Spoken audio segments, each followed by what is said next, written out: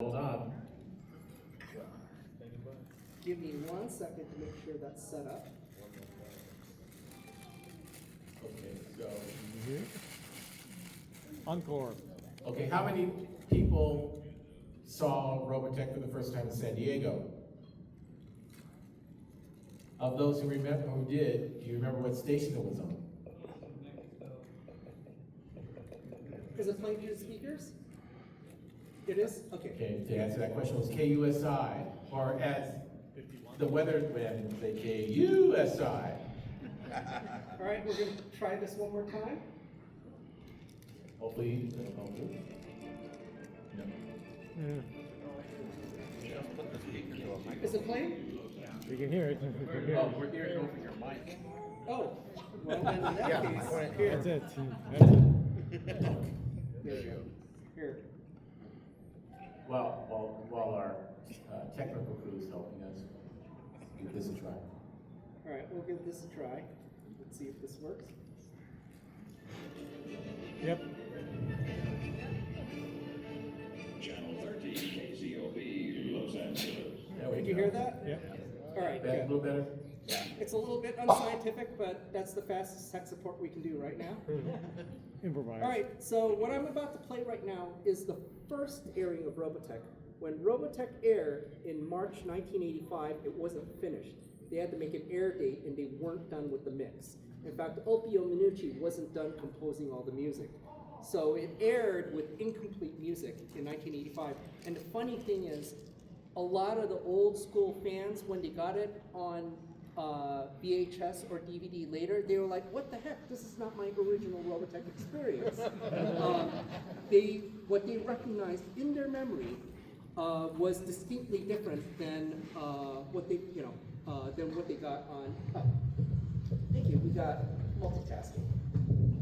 What they got on media. And so what's funny is we actually went into our archives trying to look for this, and we discovered that this was never saved or archived because it was considered an incomplete work, and so they just recorded over the master when they got all the finished music delivered by Opio Minucci.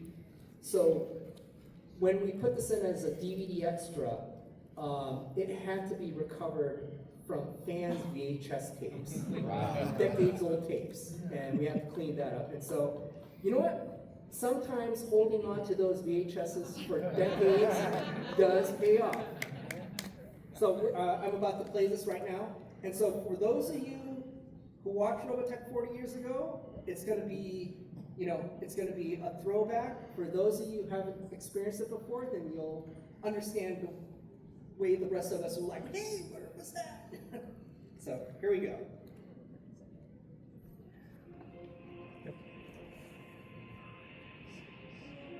In the year 1999, high above Macross Island in the South Pacific, a phenomenal event occurred in the skies which altered the course of human history.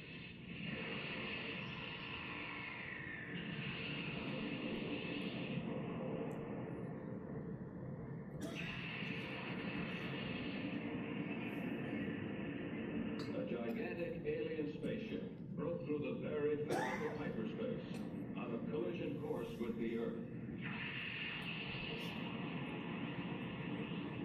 During its uncontrolled fall from the sky, the plummeting space fortress produced shockwaves of incredible force.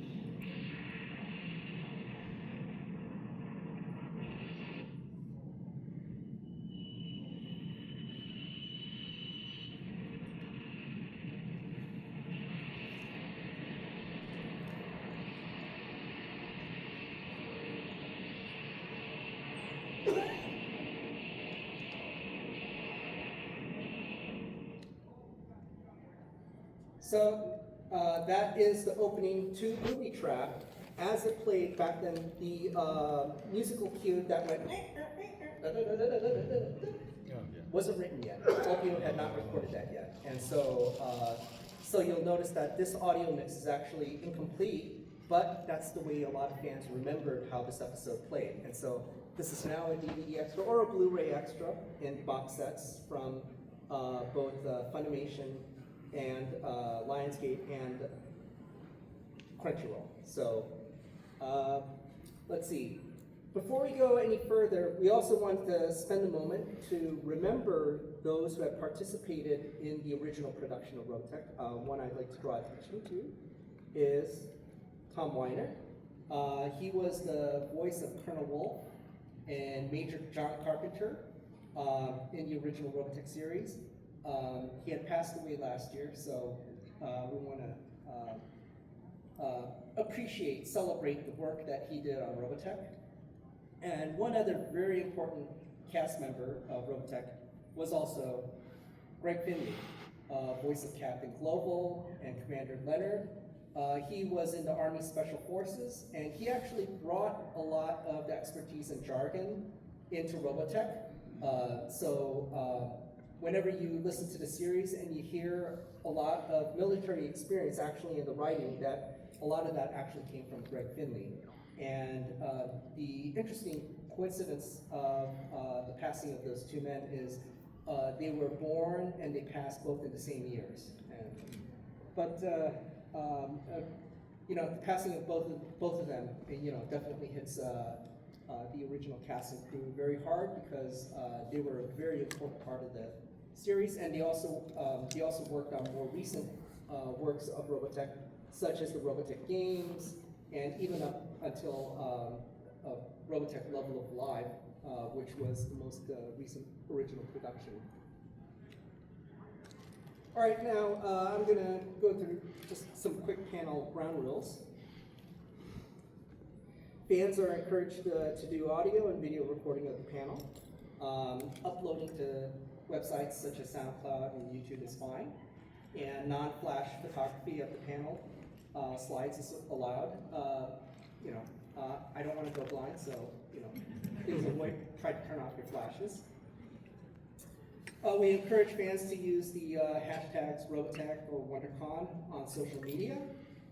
Please silence all mobile devices, and please hold all questions until the end. And so, without further ado, I'd like to welcome everybody to the Robotech panel at Wondercon. Thank you for being here. And we'd like to note that, amazingly, this has been 40 years. In fact, what's amazing is the last time we had an anniversary here, when Robotech had its 30th anniversary, we had a young attendee in the crowd. We remarked, "Hey, you seem to be young to be into Robotech. How did you get into it?" And then she said, "Oh, my grandmother got me into Robotech." And that was 10 years ago. So I'd like to introduce ourselves. I'm Tommy Yoon. This is a photo of me back in the 80s. 40 years, 40 pounds ago. Creative director and producer at Harmony Gold USA. I've worked on Robotech. I had the great pleasure of working with many of the original crew, including Carl Masick. And we have also here Dexter O'Donnell, documentary producer. Would you like to introduce yourself? Yeah, I had the great fortune of producing and basically putting together a documentary back in 1986 called Robotech: The Inside Story, and it's one of the few bits of video what do you call it, proof, I guess, of how Robotech was produced at that time. There have been several documentaries since that are more like contemporary, where the voice actors and the creative staff were more like older. This is back when they were actually right then and there. And then after that, I became Carl Masick's assistant. I became the first and only Robotech intern.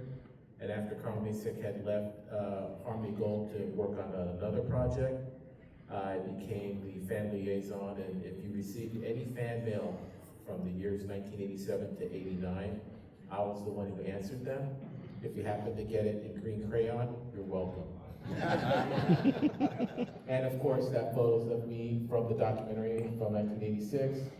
And I'm 40 pounds heavier also. Well, there's a picture of 40 pounds heavier because, yeah, Asian aviator glasses.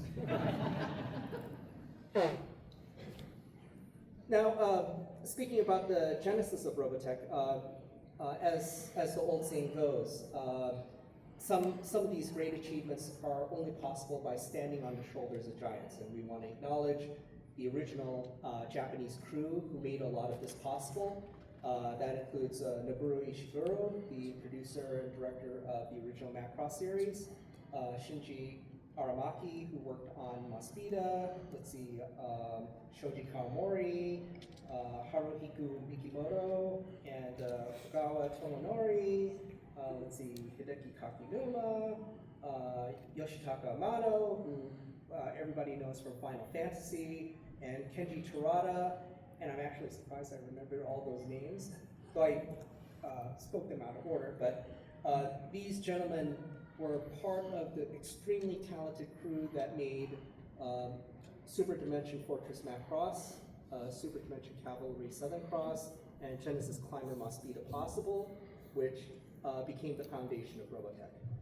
And going on from that point, this is how it brought Carl Masick to the left and Ahmed Agrama next to him together. And here we see them working with the president of Tatsunoko, Kenji Yoshida, and Hiroshi Iwata, who is the producer of both Macross and Maspida Love Live Alive. And they all worked together to make both the original Robotech series and Robotech Sentinels possible. And the story of how it how Ahmed and Carl came together is an interesting one. Back even before 1985, Ahmed Agrama had the rights to many Tatsunoko series, and one of the more promising ones was Macross. And he heard of an art gallery down in Orange County run by a young gentleman named Carl Masick. And he went down there to find any kind of source material he could about Macross. And when he ran across Carl Masick, who had also worked on putting together information about heavy metal for the art book of heavy metal back then, when that kind of category of book was a new category, he instantly found that he found the right person to adapt Macross for the US audience. The only catch was that Macross at 36 episodes was too short for syndication. Usually television stations wanted between 52 to 65 episodes for syndication, and so they tried to figure out how to put it together with other episodes to make it longer, and that's how you ended up with Robotech being rewritten into 3 generations of a longer saga. Now, fans back then would go, "Oh my goodness, Carl Masick, he's the butcher of anime." But the thing is, the thing a lot of people overlooked was Robotech was not the only series that did this. There was Voltron, which was put together from Go Lion and Deruger to create Lion in Vehicle Voltron back then, because they ran into the same issues for syndication for length back then. So the funny thing is, the writing of it, it wasn't perfect, but it was seamless enough that a lot of fans back then bought it hook, line, and sinker. That for the remainder of the 2 generations, they were going, where the hell is Admiral Hunter? They really wanted to know what became of Rick. And so it helped draw in fans for the remainder of the story, even after the 36 episodes of Macross were over. So it did work back then. And I want to show an outtake from the documentary that Dexter had actually put together.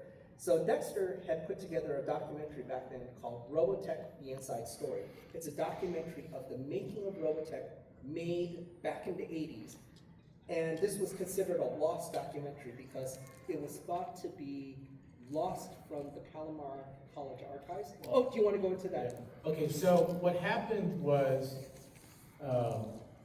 we had thought the master copy of this documentary was in Harmony Gold's hands. And then tragically, Harmony Gold had a flood in one of their vaults. And part of the things that were lost in that flood was Inside Story.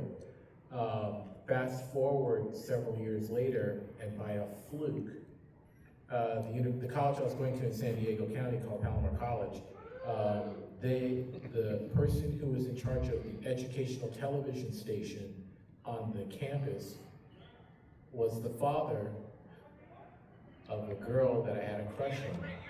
And because she knew me, he recognized my name, and he saw the word robot in the title, he saved it and archived it in his personal stash. They found it, and then after he passed away, they put it into they digitized it. And so Tommy just asked me on a whim, asked them to see if they still have it. We contacted them, they still had it. Wow. So Harmony Gold went into motion to acquire that, and they basically worked out an amicable solution with the college. And now Harmony Gold has that documentary, which you're going to see a little bit of a clip of. And you'll be seeing people who are maybe familiar to you, but a couple of people that you're not. There was one funny thing the archivist at Palomar College said when I asked about that. He said that, oh yeah, we deleted most of the stuff from way back when. Yeah. And I said, oh, but you have Robotech the Inside Story. He goes, oh yeah, that one was cool, so I saved it.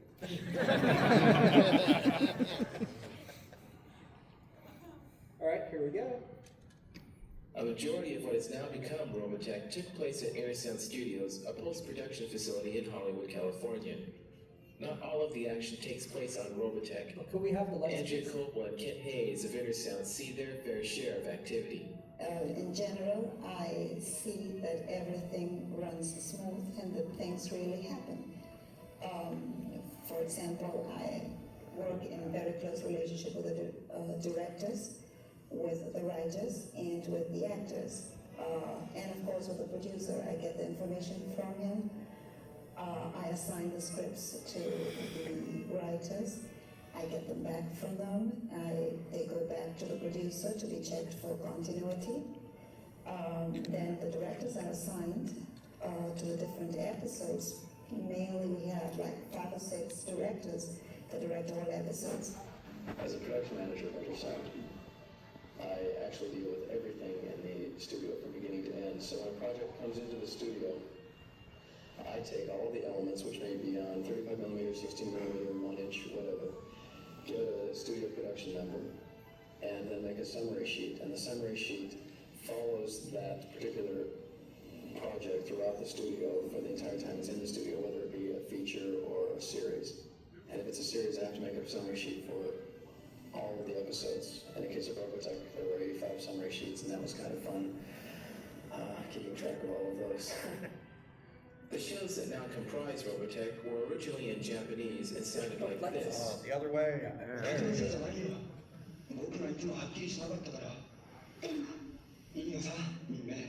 Now they've been put into English. It's not really your fault. I should have let you know what my feelings really were. But Oh, Minmay, it's all right. Miss West supplies the voice for one of Robotech's most popular characters. Well, in this series, I'm only known for Minmay, which is a major character. And she's a 16-year-old. She starts off as a 16-year-old girl who's interested in being in show business in some way. She wins a beauty contest called the Miss Macross Beauty Contest, which is a big thing, and she becomes a movie and singing star from that. So she's a real popular character. Music is a key element for the pacing of Robotech.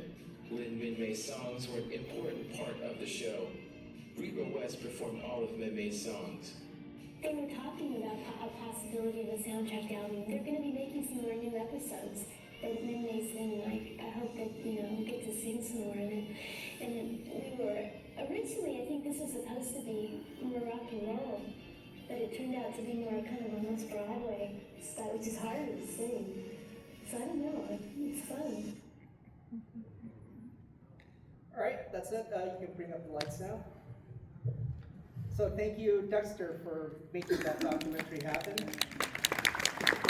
And for those of you who are into deep cut trivia, Ken Hayes was the voice of George Sullivan in Robotech Masters, the tragic lounge singer.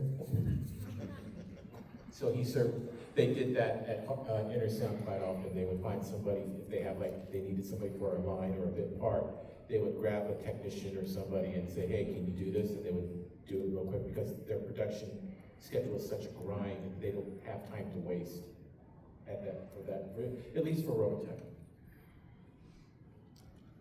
All right, so the work on Robotech continued since then. At the time the Robotech DVDs were first coming out from ADV, Carl was in Texas working with AD Vision. And here is Carl with Ahmed Rama again. After his work there was done, he relocated back to the Los Angeles area. And we consulted with him on Robotech Shadow Chronicles and worked with him on the development of Robotech Love Live Live. That was one item that he wanted to get the license to back then. And we finally came around to getting that license from Tatsunoko and putting to work on that together. Unfortunately, during the pre-production on that, he had passed away. But he left us a pretty generous roadmap of where to go next. And so this is was taken the month before he had passed away, and this was him working at the Harmon Gold office with us.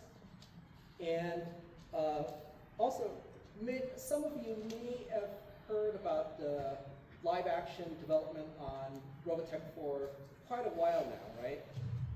So many of you are probably wondering where it's at, and it is at Sony Pictures Entertainment. The rights have been there for some time. So it had been in what you would call so-called development hell at another studio for some time. But right now it's found a very good home at Sony, and the producers there understand it very, very keenly. So many of them understand Japanese properties and how to work with them. And so right now there's no new announcement at the moment. We don't have a release date of any of that sort or a director announced. We have gone through very, very gifted directors working on development on this. Unfortunately, we have had scheduling conflicts where just because they're working on another film that goes over schedule, they're unable to commit to working on Robotech. But this is something that Sony continues definitely to concentrate on because they think that this is a very valuable franchise to develop. And also, the animated series and licensing for Robotech now is under Crunchyroll. So this all falls under the Sony umbrella because Crunchyroll is a joint venture between Sony Pictures Entertainment and Aniplex, which is a division of Sony Music Japan. So, so right now we're working very closely with Sony on this, and we're really happy to have them as partners on this. And one of the things that Crunchyroll has made possible is the high-definition Blu-ray release of Robotech. Fans had bugged us forever about this, even ever since the DVD version of Robotech was readily available. They wanted to have a Blu-ray version, and Robotech is now released in 1080p on Blu-ray. And the last box set that came out had an exclusive variant, Veritech Lighter, in a pack with an exclusive Roy Poker figure. And it's got all the DVD extras, or most of them, from the DVD set. The only catch is it actually sold out extremely well. So these have become very hard to find. So we will work with Crunchyroll and trying to work out getting a new release of this ready for fans.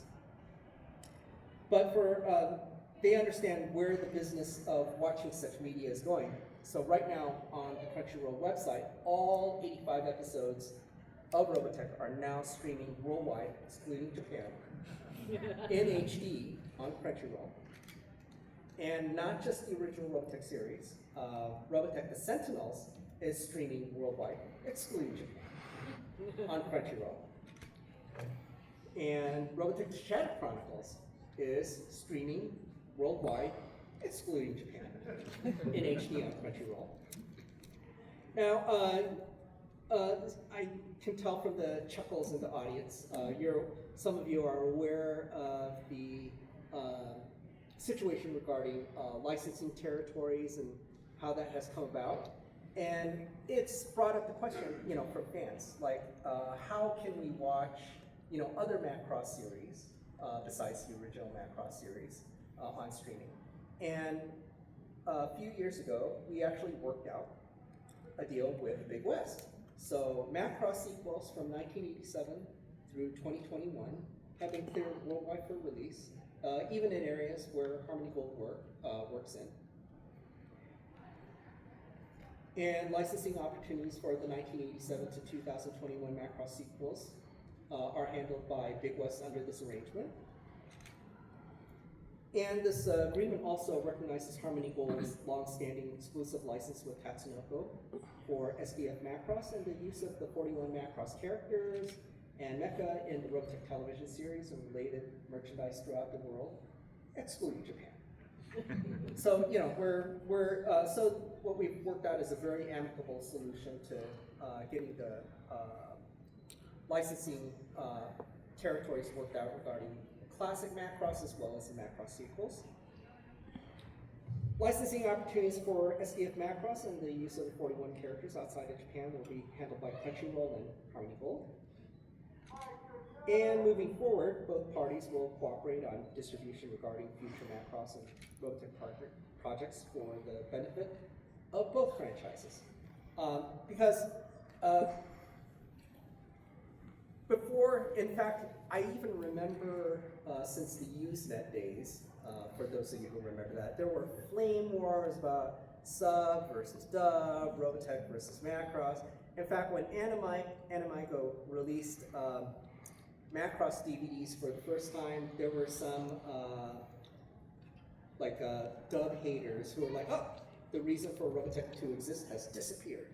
But Robotech continues to exist because the way Robotech was adapted, it's turned into its own universe and its own story that fans really enjoy. That's why the Robotech novels and comics have continued to be developed over all these years with stories that have branched out from the original. And so, you know, it's no longer a zero-sum game. I mean, we kind of have the attitude of, why not go? Let both universes coexist peacefully with one another. And so I'm going to start going through some of the franchise and licensing announcements. Some of you are familiar with some of these, so bear in mind that those of you who come to these Robotech events often might recognize some of these, but we'll also have new announcements peppered in with this. So tabletop games are coming out from Strange Machines Games, and they're doing excellent artwork and game design with these tabletop games. And their recent one is Robotech Reconstruction, which covers the latter era of the Macross saga that kind of goes to that era you would call the Malcontent uprisings in between the original Macross saga, you know, going into the Master saga. And we also have the original Robotech Macross saga role-playing game from Strange Machine Games, and that's now shipping. And Robotech Homefront, which is a supplement for the Robotech Macross Saga RPG. This expands the lore of the Robotech Masters and New Generation sagas. And like the other games that they are releasing, it's got excellent artwork and lots of fun gameplay.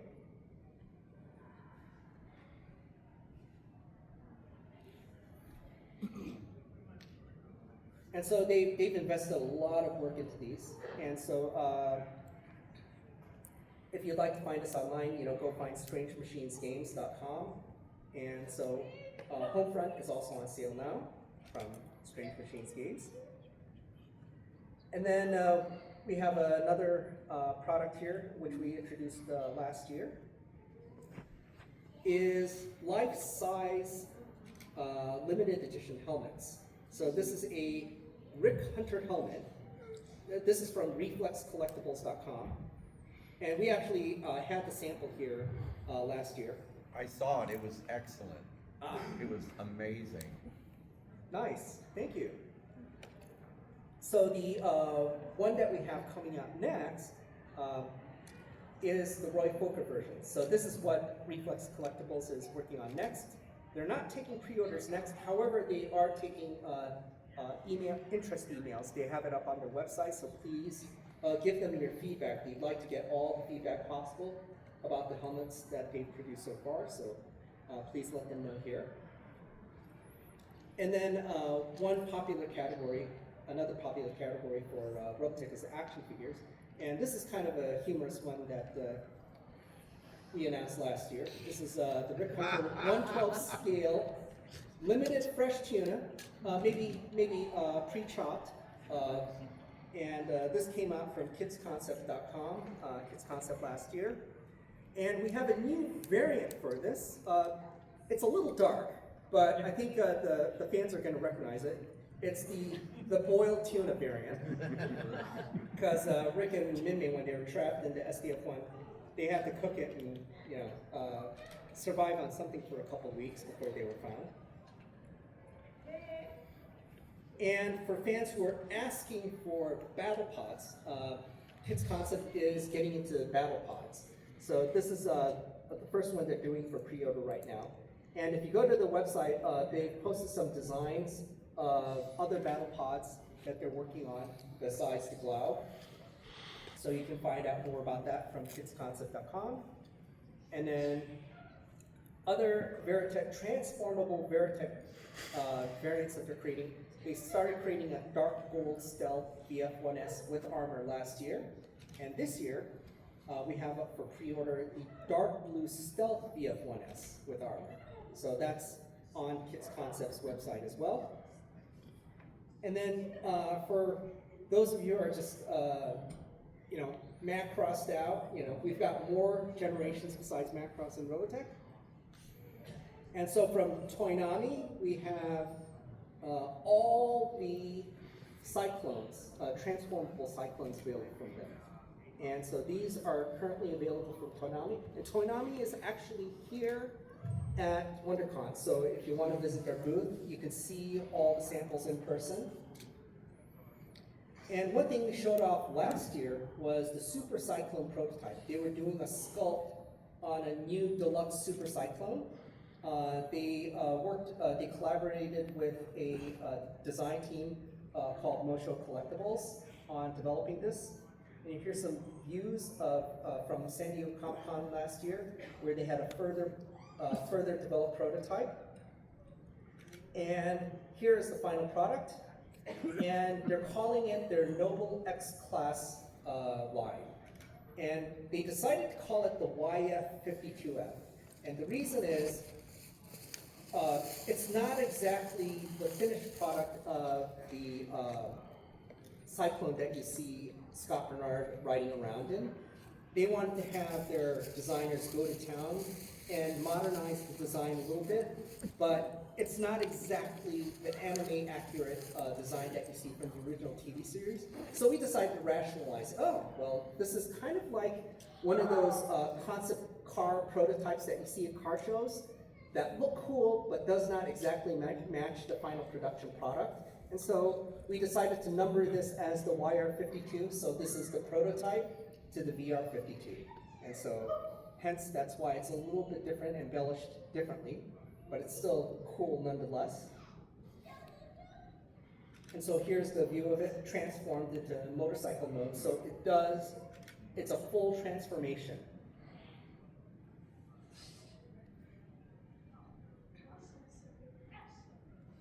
And here's the back view of the CBR3 armor.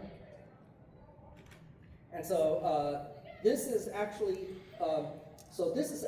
not preview shots I'm showing. Well, actually, a few weeks back, George has sent me an early run, but now he's got the product in, so it is here at WonderCon.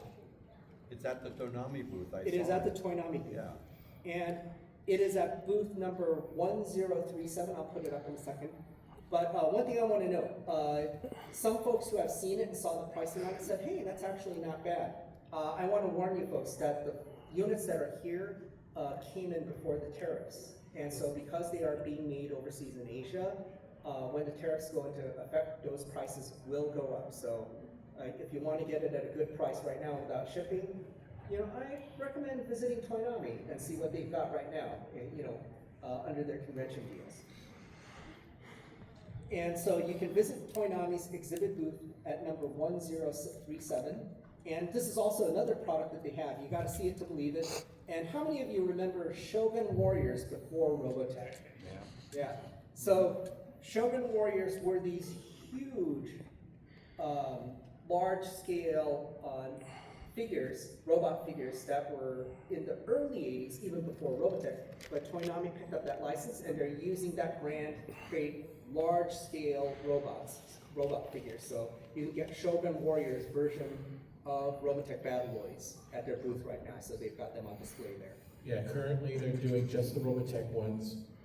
They have shown a prototype for the other anime from '85, Voltron. But right now it's only Robotech because they only have the prototype. Because they're getting feedback on whether or not their Shogun Warrior version of Voltron will be able to come apart as 5 lions or not. I have only friendly things to say about our friends, other friends in the industry who work on Voltron. We even did a collab where we did a Robotech versus Voltron crossover, and fans on both sides enjoyed it. So we don't mind working with folks who create other brands in the robot genre. So now we have another licensee that's working with us that we announced last year, and they're doing some really good work in the premium transformable figure category. So these are ultra detailed transformable robots. So this is the VF1J, and even though it has a PVC plastic exterior, the framework of it is die cast.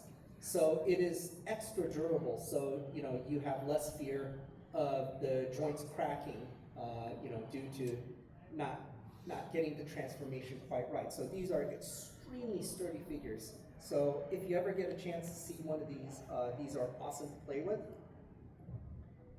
And here you go, full transformation through all 3 modes. And so you can see them on 30hk.com. And they also released a VF1S version since then. And these are all the accessories that come within the box. So you've got all these interchangeable hands and the gun pod. And unfortunately, well, not unfortunately, it did well, but unfortunately for fans who came late to the party, they are already sold out. How tall is the figure? The figure, about maybe like 10 or 11 inches tall. Wow. Yeah. So they're a good size. They're not quite as big as the old Bandai toys, but the detail level on it is extreme. Yeah. Is that like Yeah, 172? if you got the kids concept version, the scales are pretty similar. Yeah, they're kind of in the ballpark with the kids concept version. Now, the one thing that fans did remark is when they found the price point of these toys for the detail level that they have, they were like, hey, this is actually, for a toy above 150 bucks, this is actually a pretty good deal for the amount of detail that goes into it. And they don't only work on Robotech, they work on all sorts of great IPs like Transformers and Marvel. So they take their IP seriously and put really good work into them. So, I do recommend checking them out. Now, one thing that they did say is, despite the fact that there's a lot of demand for people saying, hey, I want to get some Rick or Roy's, will you make more?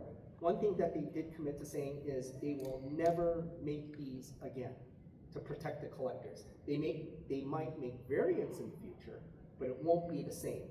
So this is one thing that they do is they understand the collector's market and they try to protect those early adopters. And so to give you advance notice, they are doing pre-orders of Max, the Max VF1J. And they're also doing pre-orders of Myriad. So when you see those go on sale, if you're really into the work that they're doing, do pick them up before they run out of stock like they did Rick and Roy.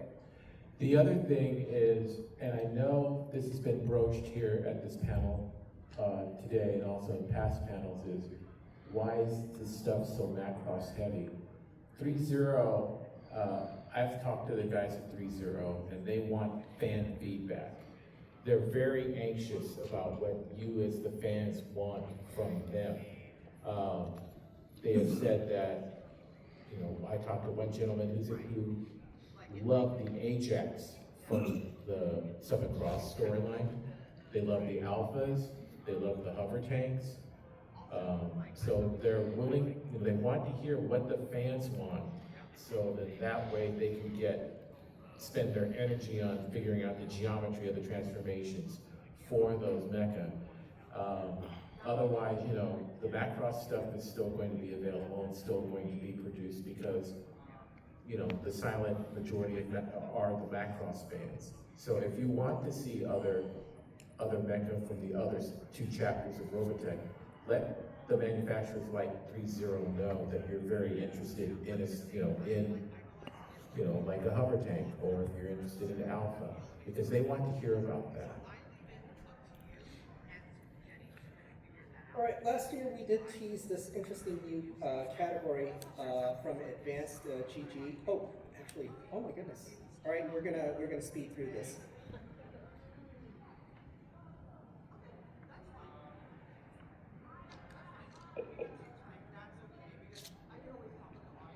All right, so they did some cute little internet animations for us to promote their new category. And this was a little unexpected when they came to us with this license. We were like, okay, if you think you can make it work, sure, go for it. And this is for Yuzu Protoculture Energy Mix. That's on steroids for Robotech fans. So, you know, if you want a shot of energy in an energy mixed drink made from Protoculture, hey, Advanced GG is making it, so you can get it on advanced.gg/Robotech. But they're also making other categories of collectibles to go along with it.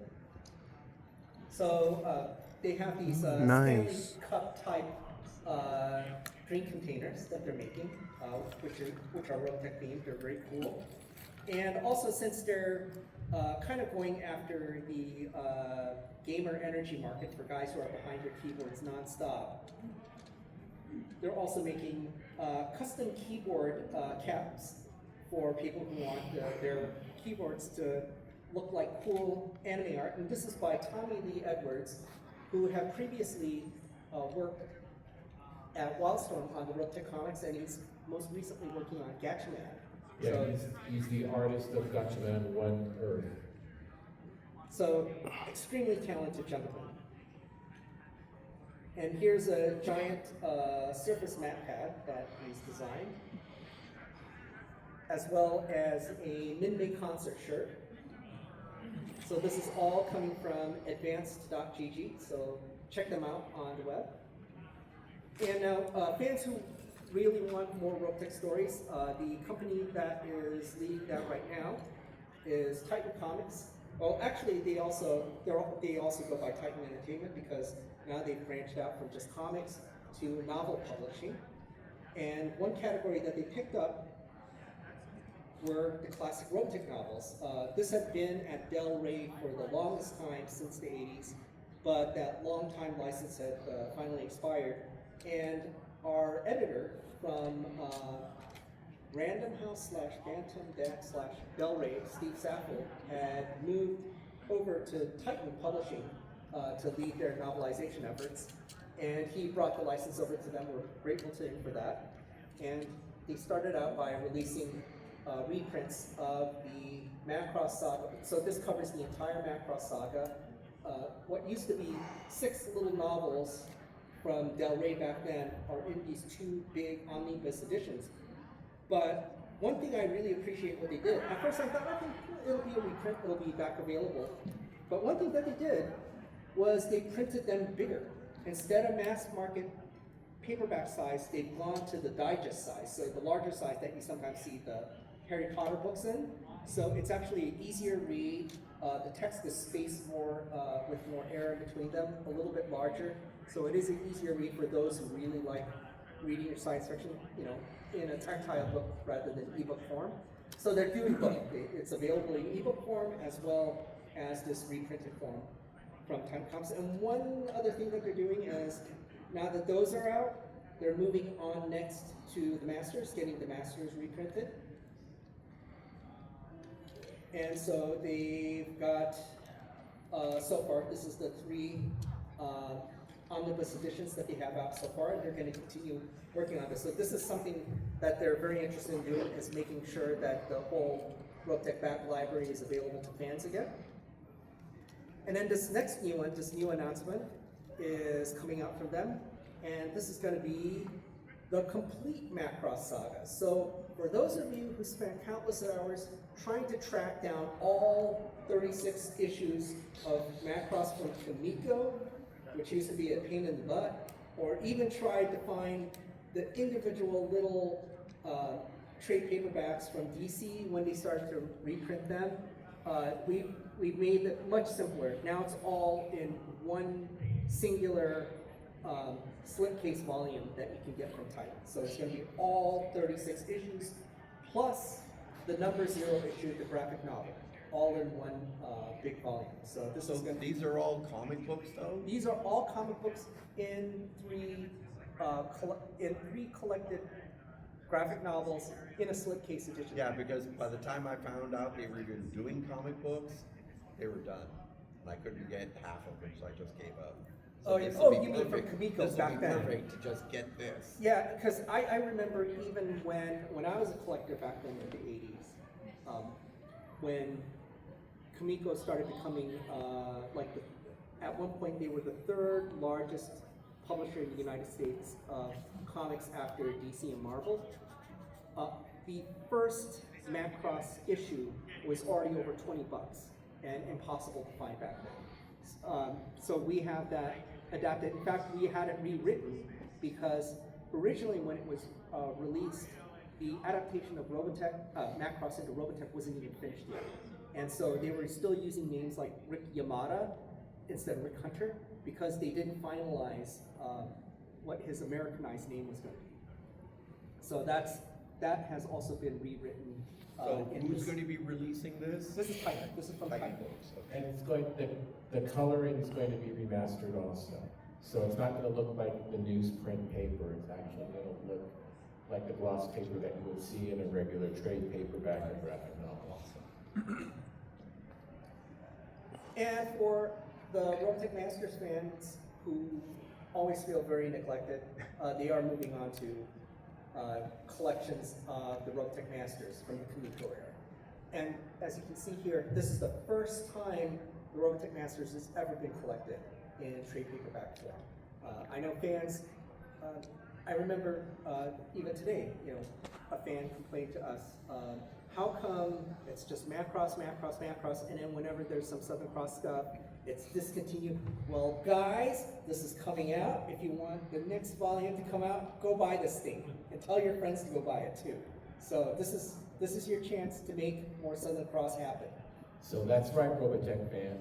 Macross, which is Marcia. Now Jan is getting her chance. Okay, and going forward into news stories, we had covered this last year. These new issues from Brandon Easton, who had written Transformers, and Simone Ragazzoni, who had illustrated Power Rangers. This new Robotech Rick Hunter series was coming out at the time. And here are all the alternate covers of issue number 1. Here's some of the artwork inside of issue number 1. It goes actually backwards in the timeline, covers Rick and Roy's relationship with one another going all the way back to the days of Hobbs Hunter and the Flying Circus. And then goes forward in time to when they started adopting the YF4 as a replacement mecha for the VF1. And here's issue 2. And some of you may recognize a character from the Robotech video games. Zeral actually makes a return in this series. Here's issue number 3 and issue number 4. Now these since then, since we were covering this last year, these have all come out. And so now you can get this all collected in one graphic novel. So this will make it a lot easier to collect, just like the other Robotech comics as well. And one other thing, there are two versions of the cover for the graphic novel. There's one for the direct retailers, comic shops, and the other one's for the brick and mortar bookstores like Barnes and Noble and also for Amazon. All right, now take a photo of this quickly because we're running out of time. Brandon Easton will be in this very panel room tomorrow at 1:30 p.m. Covering a topic on IPs. And so he'll be in this panel room if you want to, check out what he's working on now. Lee Cosi, Jamie Sullivan, Corey Turnbull, artists who worked on Robotech comics before and alternate covers. They are here at Wondercon if you want to get any of your Robotech comics signed by them. So I want to say thank you very much. We're going to be at the Robotech X fan booth tomorrow at FC02 in the fan booth area. And Dexter wants to run a little trivia question by you guys to give away a grand prize for the night. Yeah, so